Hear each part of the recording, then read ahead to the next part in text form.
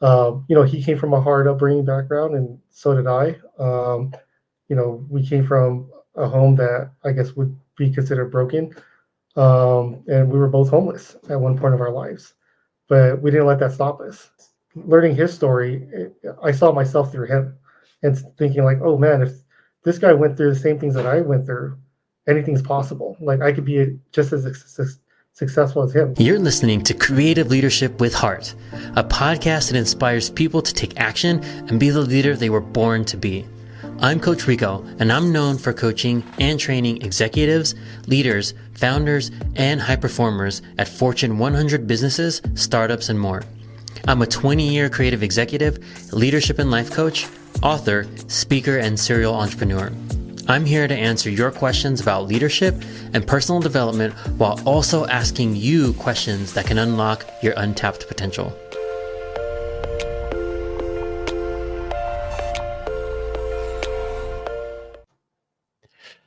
Hey y'all, welcome back to another episode of Creative Leadership with Heart. Today, I'm excited to talk to a good friend of mine, Jeremiah Jimeno. He is a multimedia producer and filmmaker. He founded his own digital media company, Jerevicious Digital Media, which provides creative marketing solutions. And he's also the senior director of marketing at NAP, which I just joined the board. And NAP is the National Association of Asian American Professionals. And we can talk a little bit about that later. It's a great AAPI organization. We can get into that. So thank you, Jeremiah, for joining us today. Oh, for sure. Thank you, Rico. I really appreciate this opportunity. Yeah. So we'll just jump into it. So tell us a little bit about yourself. This is Creative Leadership with Heart. So how was your journey as a creative? How did you get where you are? Yeah, so I guess it started when I was a kid. I mean, I love He-Man, Transformers. So I just started drawing stick figures as a child. And, we bought coloring books and I just enjoyed art and just seeing the way that it just influences the way you think, the way you feel, even the way you like present yourself. It just encapsulated my interest. So it started from there. And then years later, I went to a family party. And my uncle at that time bought his first video camera, which was the big shoulder cams. And he didn't let anyone touch it. So one day, I guess he got tired at the party and told me to hold on to it. So I was like, okay, cool. And I looked at it and it was still on. And I started pointing it at people. And just to see the power that it provided, like, you could do either one or two things. You could either run away from the camera or you could like smile and pose or whatever. So I found that very interesting, and that got me interested in movies. And I think that's where it all started. Yeah. What was that moment, do you think? Was it Mhm. the camcorder? And I remember those well. We had those Yeah, two growing up as a kid with the big VHS tape that went in it. But what right. was that moment that you knew, like this is what I wanted to do for a living? Oh man, I feel like it was after I watched Coming to America. It's my favorite movie of all time. Eddie Murphy's just genius, playing all the characters. The writing is just insanely creative. And just the way it made me feel. I mean, it made me feel like a lot of things. Like you were rooting for Akeem, to get this girl, but she never wanted to get with him because, she was with the dude with all the money, with the Jerry curl and the Soul Glow, and you're like, come on, dude, like you get her, and then it made me laugh too. I'm like, wow, like this movie can make me feel like wanting because I was on that journey with Akeem, like wanting to get with this girl in this relationship, but also like comedy. It was just there's funny. There's of course there's a lot of funny moments, but yeah, and I was just like my young mind back then. I'm like, how the hell does this work? Like, how do you influence people to make them feel a certain way and walk away like happy or sad or motivated? And yeah, just looking through movies and watching more movies as a kid and growing up, I just figured like, hey, this is another form of art, but just moving pictures. Yeah. So yeah, I just started studying it more, watching more shows about it. I think there was a TV show on TLC called Movie Magic. That was pretty awesome. It taught me about cinematography, lighting, and storytelling. And I just became more hungry and just wanted to learn more about it and see how I can make a living off of filmmaking or even just commercials. Those are short stories as well. Yeah. So how did you get where you are to Mm, founding Jervicious Digital Media? You know, you sure. did you go to what school did you go to, or are you formally trained? Like, tell us a Mhm. little bit about your background so our listeners can understand the path you took to get where you are. Yeah, so shoot, I think it started like in high school in 11th grade. I was in a particular like program at my school where we had access to resources like video cameras, Macintosh computers.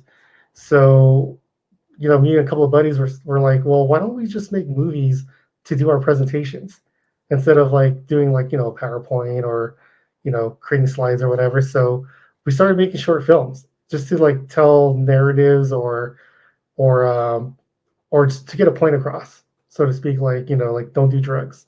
Why? And then we would tell the story.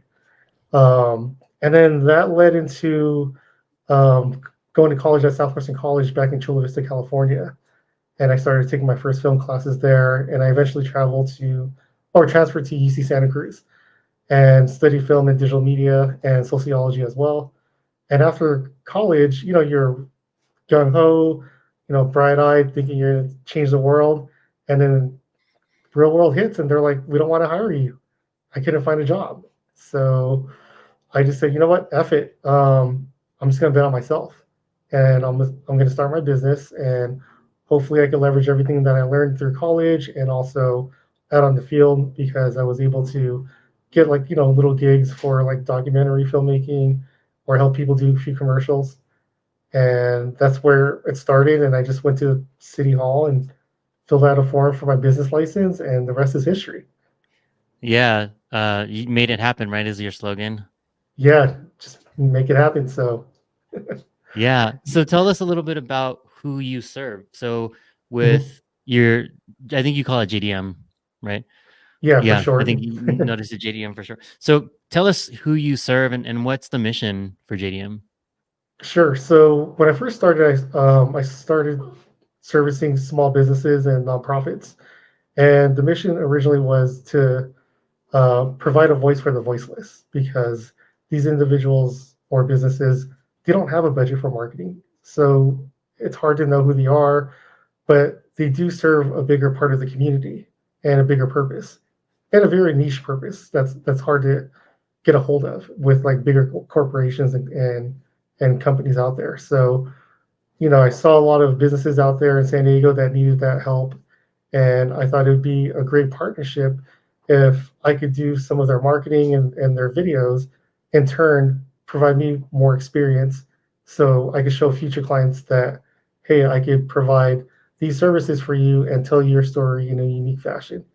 Um, but also, one thing I wanted to provide those clients, whether they're big or small, was industry standard material or equipment and quality.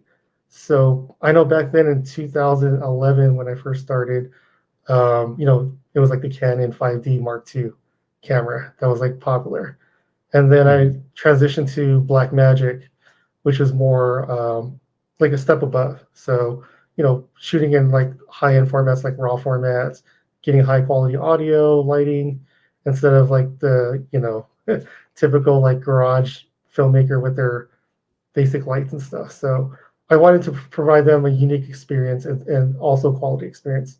So that way they feel that they're being held to a high regard and getting their stories out there. So, yeah, so that's basically how it all started and what my original mission was. Yeah, and do you is that the mission you continue with today? So or how has Uh, your business evolved? yes, I mean, I still follow that mission, but it's involved with more opportunities, of course, like networking, or actually doing business with these smaller companies. Although you don't get paid as much, they do have a big network, and as a creative, that's something you got to take into consideration. Like your ROI might not be what you think it should be with this particular client, but once you start tapping into their network, they're going to know even more people and even higher end clients, and they'll recommend you to them. So taking this small little job actually paid for um, bigger clients in the long run. So Currently now I'm serving uh, people in the technology industry, healthcare, transportation, hospitality, and food and beverages, just to name a few. So, started really small and then gradually started working my way up. So it's been a journey and just been grateful for everything that's happened so far. It's amazing. I mean, as a person of color too, to be doing this and making a name for yourself, it's congratulations to you. Thank you. I want to get into some advice, but first, I want to talk about some of the struggles that maybe that you encountered because I know people who are listening might even be thinking about starting their own businesses. What were some of the struggles early on or even now that you faced Mhm. in having your own business? Oh man, it's a learning experience. Like you learn something new every day, and you're gonna go through some trials and tribulations like throughout your whole career. I mean, I'm still going through things and learning new stuff along the way. So one of the first things that I learned that I wish I could, I guess not redo, but if I was back in college, back in 2011, I wish I took some business courses because as creatives, we're so like tunnel vision into our craft, right? Like we want to be the best artist, we want to be the best filmmaker, photographer, designer, and we take really like a lot of pride in that. But once you're in the real world, it's a different beast. It's like it's the jungle out there. And these business guys, I mean, some of them do great business, some of them just do business, and some of them just are like looking for fresh meat because a lot of artists we don't know how to protect ourselves. So my biggest lesson was like learning how to format a contract and what's included in the contract.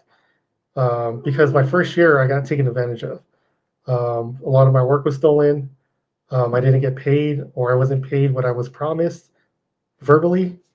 Mhm. Um, so yeah, I mean, learning that language of business, I would say, all creators should learn that. It should be mandatory, and I think colleges should teach that to the creative like majors out there because if you want to do your craft as a living, you're basically doing it for a business. So you got to know your rights as an artist and know the laws because there's a lot out there that actually protect us, and a lot of people don't know that. I mean, even like let's say for example, you're filming a commercial. Sorry, my dogs are playing in the back. No, you're good. Uh, yeah, so if you're filming a commercial, you should get paid for your equipment if that's your equipment that you're using. So a lot of people don't know that, and a lot of employers just say, "Hey, use your own equipment. We're not going to pay you. We're just going to give you like $200," and that barely turns on the computer. So Yeah, yeah, that's just know your rights. yeah, I think that's a huge thing, right? Because especially nowadays, even a lot of the clients I'm coaching, like people are wanting to get Mm, into their own businesses, right? But these are the parts of the right. business that nobody talks about, right? The Yeah. contract, like the negotiations, even like scope creep, right? I'm sure you've Oh, had this right. too. Without a contract, people would say, "Oh, can you do this? Can you add this? Can you add that?" And you're like, Yeah. and you don't have a contract to amend. It's like these Mhm. things that people don't think about when they start to go into business for themselves. So I think it's huge. And Absolutely. schools don't really teach you much, like especially high No. schools and stuff like that these days. I mean, I enjoyed my education, um, but it didn't prepare me for the real world, right? Um, Oh, absolutely.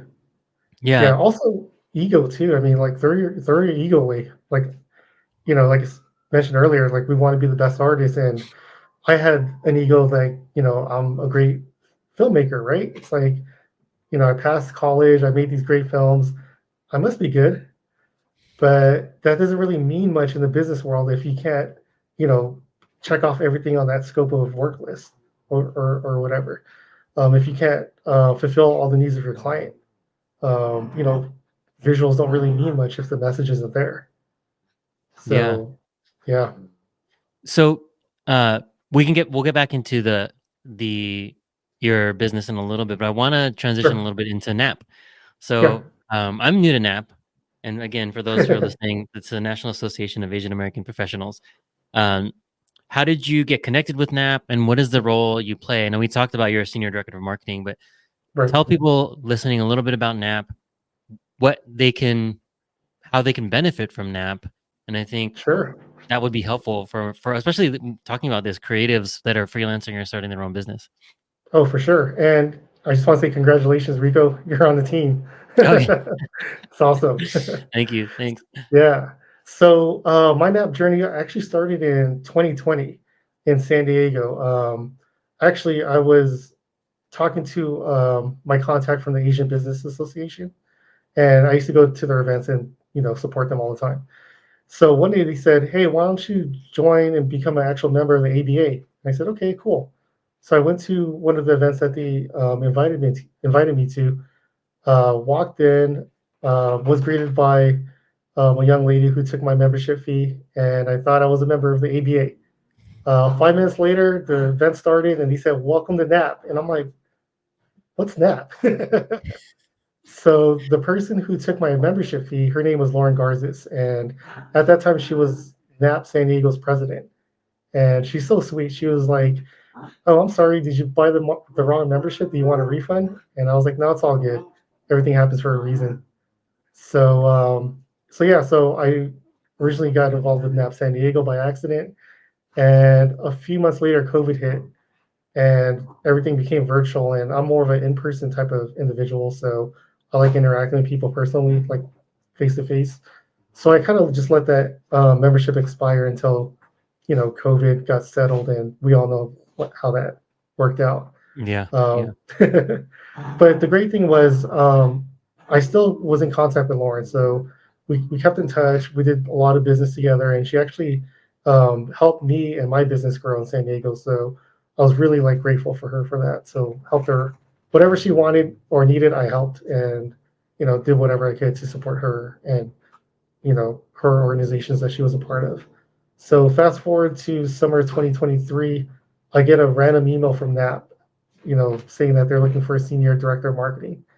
And I remember my experience with Lauren, and I said, "Hey, you know what? This might be a great opportunity to come back." So I applied for it, got interviewed, and I guess they liked me and brought me on board. So Nice. yeah.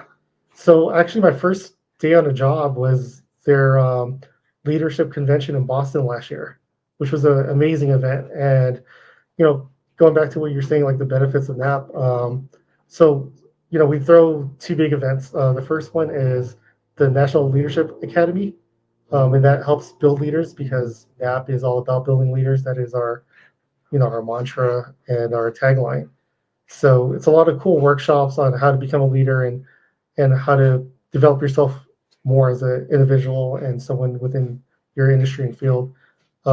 Leadership convention is like just 10 times bigger, and you're getting people from all over the country and some people from other parts of the world just discussing their experiences, um, what their stories were to get from like point A to point B within their journey, and how to craft your skills and talents more to become a better leader in your field. So I would highly recommend every like NAP member to attend one of those events or even both.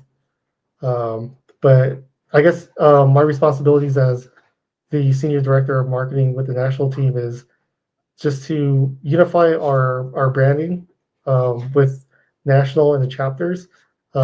Communicate or create ways of communicating effectively, um, and creating engaging marketing campaigns for different programs, and also assisting our 30 plus chapters within the U.S. and Canada. So it's a great opportunity, and it's definitely helping me become a better leader and giving me a lot of tools in my Swiss Army knife to implement, whether it's with NAP, my business, or with other clients or organizations that I work with. Yeah, that's nice. Mm, Just for the folks listening, I'm part of the NAP Las Vegas. Um, mm, there's NAP San Jose, San Diego. They're in every major city. So if you're listening and you're interested, there'll be a link to NAP in the show notes. mm. But especially, I mean, they service Asian American professionals, so there are some caveats, but everyone's welcome. Come check it out. One thing I wanted to ask you though, too, you said earlier that they helped you grow your business. Can you talk about how NAP has done that? How has it Sure. helped you expand your network, grow awareness for JDM? Yeah. So in San Diego, when I was working with Lauren, I mean, you know, she's well connected. Her network is amazing. She knows everyone like from San Diego. So, I would go to like a networking working event and she would be there and she would introduce me to so many people and just, tell them all about me, which was crazy. Like, I never told her to like do any of that, but she just introduced me to a lot of the people within her network, and of course they trust Lauren, and because they trust her, they're gonna, look into my services and take a chance on me. So, when that happens, like I definitely don't want to, disappoint the client, but also I don't want to disappoint Lauren or my referral.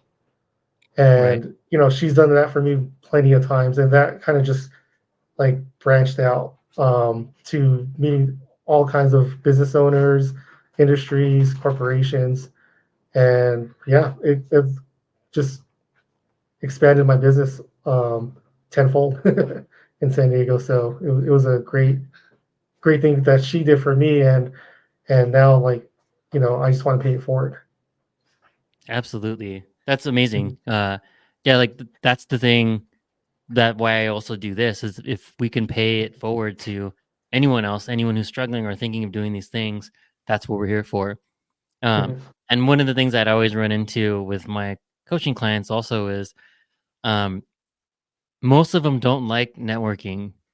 Uh, but I Yeah. know you love networking. Can you talk about the power of networking and how that's also helped you drive your business? Sure. I feel like the power of networking, I mean, there's so many facets of it. I mean, for me, I love meeting new people, and sometimes at networking events, I like my intentions isn't trying to drive business, it's just talking to people and getting to know them. But how networking could help you is, I mean, especially with artists, right? I mean, a lot of artists were introverted. It's hard for us to talk to people. So when we go to a networking event, we're forced to talk to people and build these communication skills. And also, we could absorb other people's like behaviors and cadences and implement that with how we do business. So for me, like it's always a learning opportunity. And also, like of course, you get network and meet new people and share your business with them and see how you could help them grow, and also grow your business because everyone's there to look for a solution, and you could probably be their solution for their needs or problems. So I would highly recommend it, whether it's awkward or you don't like them at all. um, you're gonna learn to love it probably. But I mean that's how I was. I mean, I think originally I just like to talk in general, but I didn't want to go through all the like, I thought it was like BS, right? Like, oh, I gotta be fake, blah blah blah.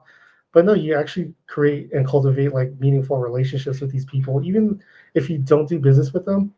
You know, get to know people, because if you're kind to people out there, it's gonna come back. Like karma's gonna come back to you and reward you down the line. So don't go in there expecting that you're gonna make money or sign up new clients. I would just say go to networking events to meet new people and learn something new about yourself and your industry. Yeah, that's great advice to go out there to learn something about yourself, right? Because if you go out Mhm. there, I think that's what people have the misconception or the negative connotation with it. They think networking is like, oh, you gotta like meet people and suck up to people. Like that's not the point of No. networking, right? And so many times with my clients, I have to shift their mindset to like, don't call it networking, call it connecting, because you're Mhm. not there to Good. make a sale, right? You're there to like Mhm.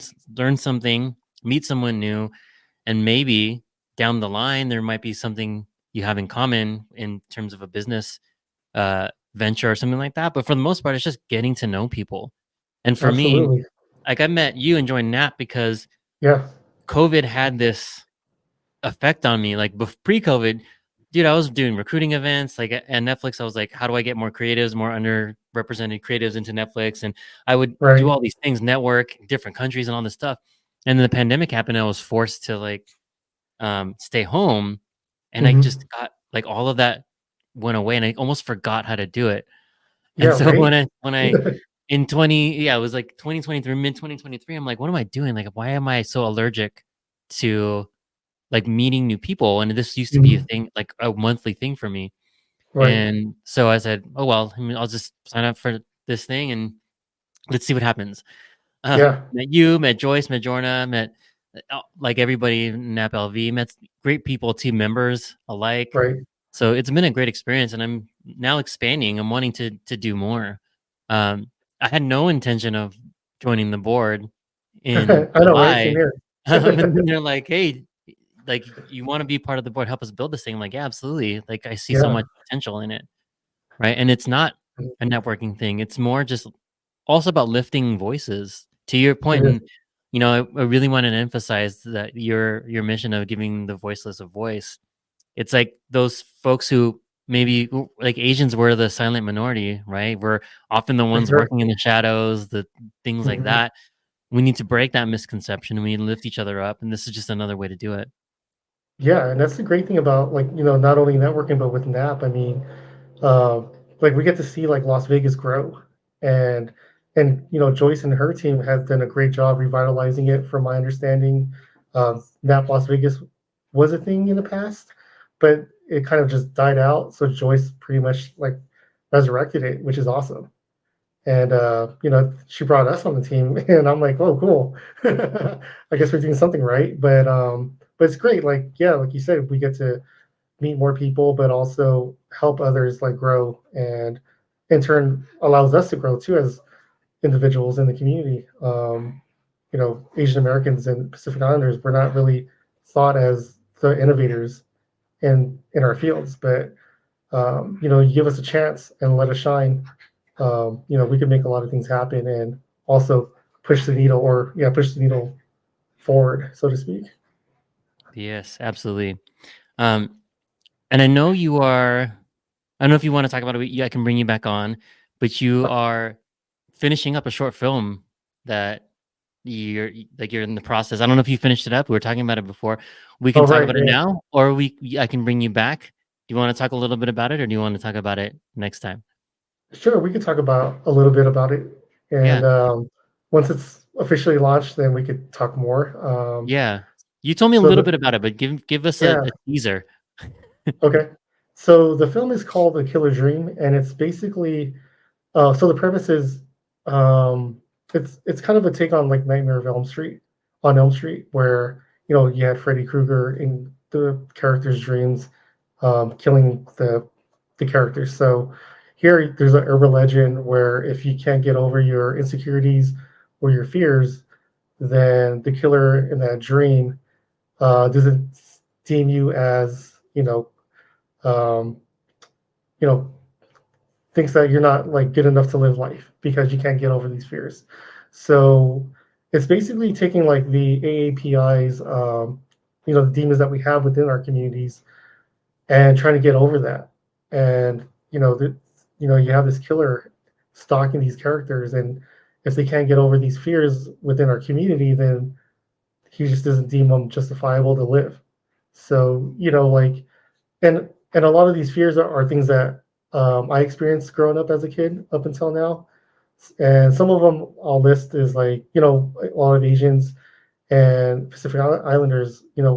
We have accents, so that's a insecurity we have, or they say our eyes are too small, or we're too dark skinned. And there's products out there to turn our skin lighter, which is crazy. Um, like Escanol and those creams. I'm pretty sure you heard of them too, growing up. So, I wanted to implement that. And also going back to Lauren, from NAP San Diego, one day she came up to me and she just said, "Hey, we love like the film commercials that you make for us. You ever thought about doing a film or a short film or short story?" And I was like, "Yeah." So I guess she was part of a film crew or film organization, and kind of inspired me to create the film. And yeah, so my team and I, we worked on it for a whole week straight because some of the deadlines were due on that seventh day. So we did casting, we did wardrobe, we did storyboarding, production, and post production within those 7 days. Wow, that's Yes, insane. it was crazy, man. Like I probably got the most 4 hours of sleep within that week, and it was just like grinding, grinding, grinding. And on top of that, like me and one of our producers, his name is Lawrence Hamilton. He was working on the film with me, and at that time, we both worked at a hospital. But after the hospital, I worked my business, and he worked his catering business. So we were finding ways on like just making time to make this stuff work, and being creative, you have to be creative and making things happen. So there was no moment of like rest. Like every like little moment that we had that was free time, like we're either on the phone chatting or auditioning people or writing up storyboards and scripts. So it was an amazing journey. I wouldn't take it back. That's insane. You created a short film in 6 days because everything was due on the 7th. Yeah. That's So crazy. I guess we rested on the seventh. Yeah. And how can love the reference? I was gonna make the reference. I'm glad you did. Yeah. And how can people when where can people access it? So I'm hoping to launch it maybe within the next few weeks Okay. on our Vimeo channel, but also we'll put it on IMDb and on the official A Killer Dream website. So yeah, I Yeah. mean, if there's more information on IMDb, which is pretty rad that they were able to take our film in, so that's cool. Nice. Yeah, and we'll update the show notes Yeah, when it's launched so people can have a link to it. Um so okay, we're coming up on time here, but I have a few more questions. Now sure. getting into mentorship, advice, things like that. So Mm. what advice would you give your younger self? Like knowing what you know now and the things you went to, what advice would you give yourself? Um, block out the noise. You know, don't listen to anyone else's negative feedback. If they're not there to give you constructive criticism, then just walk away and continue chasing your dreams. Because if you're not chasing your dreams, you're chasing someone else's dream. So that's what I would tell my younger self. That's 100%. Uh, and I love that if you're not chasing your dreams, you're chasing someone else's, right? Because a lot of us Yeah. who, work for companies, yes, you may Mhm. find you're doing something you love, but at the end of the day, like who's the one that's profiting off of it, right? Are you Exactly. making Yeah. your dream come true or are you making someone else's dream come true? And for some, Right. like that's all it enables them to do stuff outside. So their dreams are actually outside of the job. Mhm. But that's one reason why I went into business for myself also is because I enjoyed my time and I am grateful for the time that I had with those Mhm. various companies. But at the end of the day, I was always serving somebody else, whether they were stockholders or Right. CEOs or whoever else. Um, I like to tell myself I was serving the customer, but in serving the customer, at the end of the day, you're serving somebody else. Um, Exactly. I yeah. mean, So I applaud your journey, man. I mean, from like Zappos, Netflix to doing you and your own business. It's amazing. thank you. I mean, it's the same with you, right? Like we have these businesses, but it doesn't come without the struggles and without learning and constantly growing and just Right. taking that consummate student attitude where like I'm always Yeah. learning, I'm always improving, I can always get better. I'm going to be better tomorrow than I was today. And just keeping that Absolutely. mentality. If you don't keep that mentality, you'll get discouraged and you'll quit if you Mhm. don't believe you're getting better. And like For one of the sure. things I talk to people about, kind of on that same note, right? Like, don't listen to the noise, don't listen to the stuff. Is right now, personal brand is super important, right? Mhm. And people are like, oh, I don't want to be influencer, I don't want to do this, I don't want to do that, like, and it's not even about that. It's more about when I uncover and ask questions, like, oh, I'm afraid to post on social because it's not perfect. I'm like, okay, Right. so just follow me with this. Who's following you now? And it's mostly family, friends, maybe a few coworkers, right? Then Mhm. I'll ask them, well, who do you follow in social media? And they'll say somebody, Christo, whoever. I'm like, have you Right. looked at their very, very first post? And most people are like, no, I haven't. Well, I bet you he's way better now than he Right. was then, right? And nobody Absolutely. gets 1,000,000 followers from their first post or from their Yeah. first commercial or from their first anything. right? So Hmm. these fears that we have, and a lot of these come from my Asian clients, and I think they'll be okay with me Right. saying that, Asian American clients, because they're taught not to rock their boat. They're taught not to like um, be the ones out there making the noise, doing those things, right? Hmm. Keep your head down, do a good job. If you find a good Yeah. job, keep it.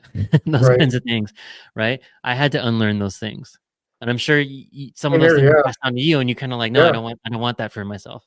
Right. Um, Like we had to be obedient, had to be quiet, and there's so much that we could offer. We just got mhm. to relearn that and reteach ourselves that we can do this. We are powerful. Yeah, exactly. And the Mm. reason why I started this podcast isn't for like me or for whatever, but it's really to do this, to empower, to share stories, to show examples of how people that look like us, Yeah. I wouldn't say defy the odds, but like don't give up, or Mhm. don't let the stereotypes or misconceptions about Asian Americans hold you down. Just keep doing your thing, Yeah. right? And if Absolutely. somebody gets inspired by what you've done, somebody gets inspired by what I've done, then that's enough for me. So Yeah. that is what the goal of this. That's why it's creative leadership with heart. It's not creative build an audience and whatever, right? Mhm. And that's where people who are building their personal brands don't look at it as you're building your personal brand. You're telling your story that may inspire a future you, right? Mhm. Someone Absolutely. who's 10, 11, 12, who looks like you but doesn't see themselves anywhere, Right. like they don't see themselves in those positions. And now they Yeah. see you like, oh man, Jeremiah, he started his own business and he looks Mhm. like me. Man, I should start my own business. I should start my own creative media company, right? Yeah. That's what we're here Exactly. for. Yeah. And this is a great platform, man. So like, thanks for inspiring and empowering other individuals. Whether it's in our community or like outside of our community. Now, I want to ask you, um, what mentors, maybe who did you see that looked like you, Mhm. or what mentors have you had out there and how have they impacted you, if any? Yeah. So my first mentor, his name is Miguel Vasquez, and funny thing is, like he's Mexican, so I'm not Mexican at all, but but our lives were so parallel, and you know, I guess I'll put it in a nutshell. Like there was a lot of experiences that we both shared, and we could probably get into this later on, but he came from a hard upbringing background, and so did I. We came from a home that I guess would be considered broken, and we were both homeless at one point of our lives, but we didn't let that stop us. Um, and he like learning his story, I saw myself through him, and thinking like, oh man, if this guy went through the same things that I went through, anything's possible. Like I could be just as successful as him because um, like I kind of saw his journey as kind of like the, I guess, foundation in a way. Like if you didn't come from a good background, it doesn't mean that it's over for you. Like you still have a chance. You still can make a difference, not only in your own life but others around you. So yeah, I don't think your journey's over. It's not over until you know big guy upstairs says it is. Yeah, But yeah. that's crazy. I did not know that about you.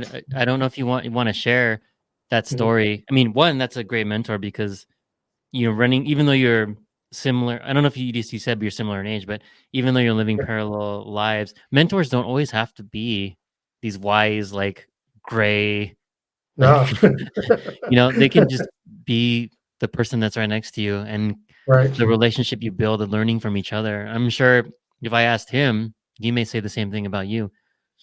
I hope so. No, Yeah. it's been great because he actually started as my boss um, after trying to look for work after college.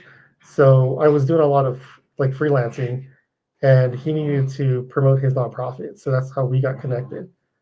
And I kind of saw him as like this big intimidator because he was very like straightforward, like get this done. I don't want any excuses.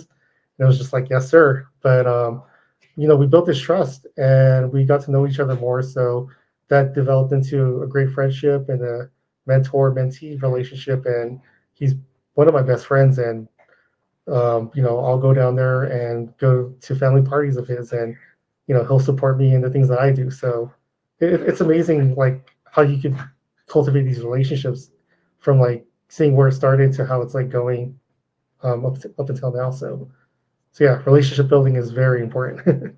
Yeah, it is. And you dropped this other thing. I don't know if you want to get into it, but the background, the homeless. So Yeah, was that during school, during college? If you want, if you don't mind sharing, how sure. Yeah. what was that like, and then how did you come out of that? So it started, I guess, in when I was in junior college. Hmm. Like I said, I came from I guess, a not ideal home situation, and my dad was not the ideal parent, and we got into a big argument. Um, and he basically kicked me out. He said, "Get the f out of here." So I was like, "Okay, well." All I had was like my little laundry basket with maybe like 2 days worth of clothes and my textbook because I had homework. And I just threw that in the car and I took off. And just, slept in my car for a while, figured it out. But the great thing is, going back to like relationship building, right? I mean, I think that's very important. And especially for us as humans, like we thrive off relationships and being in the company of others.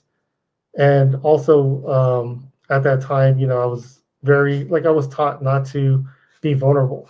Like you had to be strong. You couldn't be weak, so to speak, and tell people your feelings.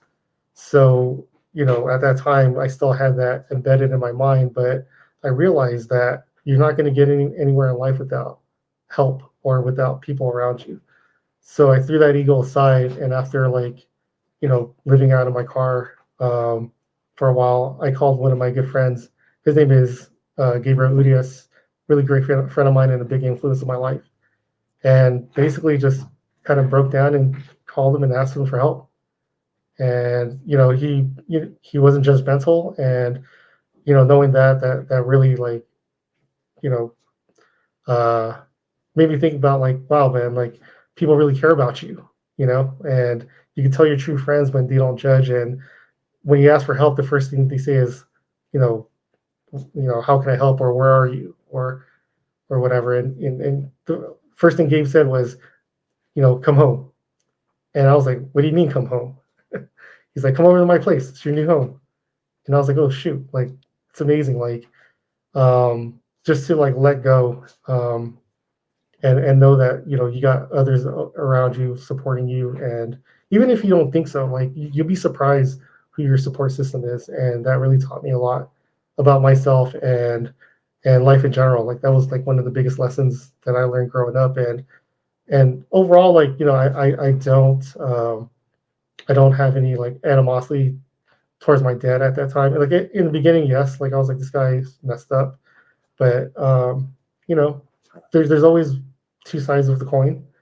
And I just took it as, we didn't see eye to eye. And this was a big learning lesson for me. And I just took it as I got to grow up. And regardless, no, like the world doesn't owe you anything, so you just got to figure it out and make it happen. Yeah, that's crazy, and that's a insane story. And you're right, right? Like that's one thing a lot of people struggle with, the vulnerability, because yeah, Mhm. they they think it's weakness, Yeah. but everybody, I know that, not saying I have like tons of friends, but I know that the ones that I reach out to, if I ask for help, they would just be like, tell me what you need. And I think that's the thing that Absolutely. people are scared. They're scared. They're scared to be Mhm. vulnerable. They're afraid that they won't get the help, or it says that they're weak. Right. But like asking for help is probably tells you how strong you are, Hmm. because it takes courage to ask for help, Absolutely. right? Yeah. The easy Yeah. thing is just to say the world hates me, no one's gonna help Right. me, and just continue to struggle, right? Or play the victim. Yeah, yeah, exactly. That's the easy Hmm. thing to do. The courageous thing to Right. do is to, like you said, put your ego aside and ask for help. And you have like one of the most extreme versions of this, like being homeless. Some people won't even do this on a project, right? And Right. that's Yeah. the thing that gets me is like sometimes when the stakes are low, people don't want to ask for help because it seems like weakness. But Right. you, yeah, it takes courage to do what you did. Oh, thank you. I mean, I just had to do what I had to do. I mean, I guess one thing, if I did hold on to an ego is, my thing is like failure is not an option.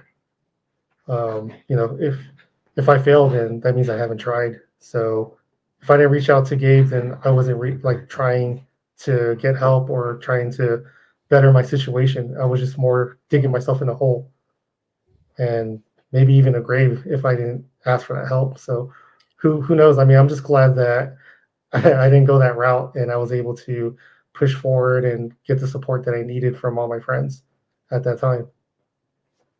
Yeah, I love what you said about failure is not an option because failure is you're only a failure if you stop trying, Right. right? You can Yep. fail at something, but you get back up and do something Yeah. different, right? Right. You're not a failure until you stop trying, and that's when you've given up. Exactly. Yeah. I mean, you could fight someone 10 times and lose all 10, but that 11th try, you might beat them. You just got to 100%. keep going. Yeah. All right. So, Jeremiah, where can people contact you if they want to one network with you? Where you like where you always at? What are the places you like? And then if Yeah. people just want to get in touch with you or see some of your work, how can they do that? Sure. If you want to get a hold of me, I'm on LinkedIn. You can follow me, just Jeremiah Jimeno. Also, my business is on LinkedIn, so it's Jervicious Digital Media. Same with Instagram. It's at Jervicious Digital Media. If you're in the Las Vegas area, I'm usually in Chinatown, or I'm in at the Legacy Club at the Circa. It's a really nice like rooftop bar, really chill. Or you could just hit me up on email and then we can figure out a meeting spot. But yeah, that's where you can find me. I'm also on Vimeo and Behance, so yeah, you can check me out there as well. Nice. And all those links will be in the show notes. And if you are in Yeah, town and you're gonna hit up Jeremiah, don't forget to hit me up too, because yeah, we're in the Las Vegas area, so we exactly. can hang out. Um, yeah. And is there any last words before we wrap here that you want to leave with the listeners? Um, yeah, I would just say just continue following your passion, chase your dreams, and um, yeah, just be obsessed of what you love because you know if you're not, then who else is going to be obsessed with what you're trying to accomplish? You know, because you might be called crazy, but once you make it out of it, you're going to be called a genius. So it's funny how that all works, but just stick to what you love and continue doing what you're doing because the more you put in is what you're going to get out in the future. So I say go get it. Yeah. Go get it and make it happen. Yeah. All right. Well, Yes, thank you, sir. Jeremiah, for joining us. That's gonna wrap us up for another episode of Creative Leadership with Heart. Once again, you can check out me for my coaching services, rigonasol.com. Check out Jeremiah. Links will be in the show notes. If you need some digital media work done, he's great. I've seen him in action. So definitely check him out. All right, all. Take care. See you in the next one. Peace. Thanks, Rico. Thanks for listening to this episode of Creative Leadership with Heart. If you enjoyed the show, please like and subscribe. If you're ready to make huge, lasting change in your life, then what are you waiting for? What will your life look like if you took action today? What would it look like if you didn't? If you're serious and you're ready, book your free strategy session today and let's make your future a reality.